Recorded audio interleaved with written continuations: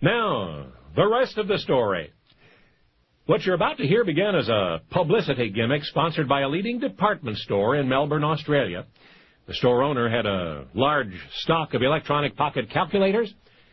This was back in 1976, so the pocket calculator was hot technology, a big seller. Anyway, the store owner wanted to demonstrate the efficiency of the device, so he decided to stage a public competition between one of his calculators and an outdated adding machine. Now, don't race on ahead of me. The store owner contacted a fellow named Donald Presser. Don was a transplanted American, head of the Australian subsidiary of a New York-based calculator firm.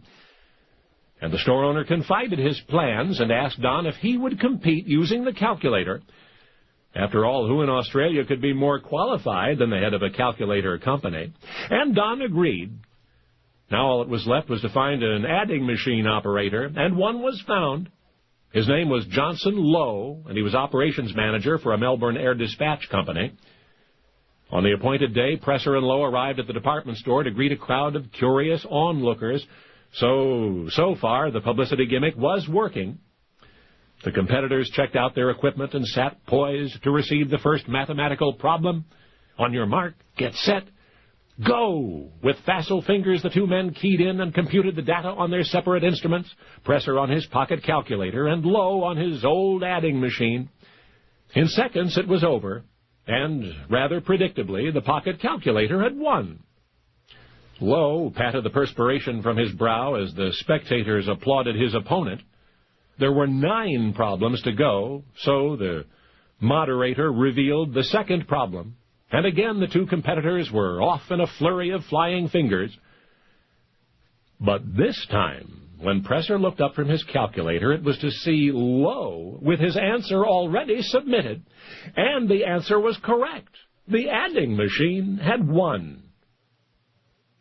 And you know something? That old adding machine of Johnson Lowe's took the next 8 answers over Don Presser's ultra-modern electronic calculator, and the crowd was stunned. A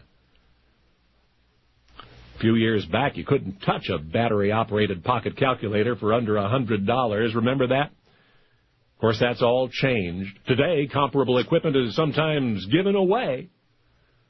And even as manufacturers continue slimming and trimming and miniaturizing and augmenting the functions of those devices, a legion of other devices infinitely more complex has joined the conspiracy of technology. And still, reactionaries fondly recall the calculator competition of 1976, held in Melbourne, Australia, a contest in which the electronic calculator lost 9 out of 10 times to an outdated adding machine. But would you ever guess just how outdated that adding machine was? You see, the math match originally intended to boost pocket calculator sales wound up endorsing instead a gizmo made of water buffalo horn and wooden beads, a 12th century Chinese abacus, a pocket calculator 800 years old. Now, you know the rest of the story.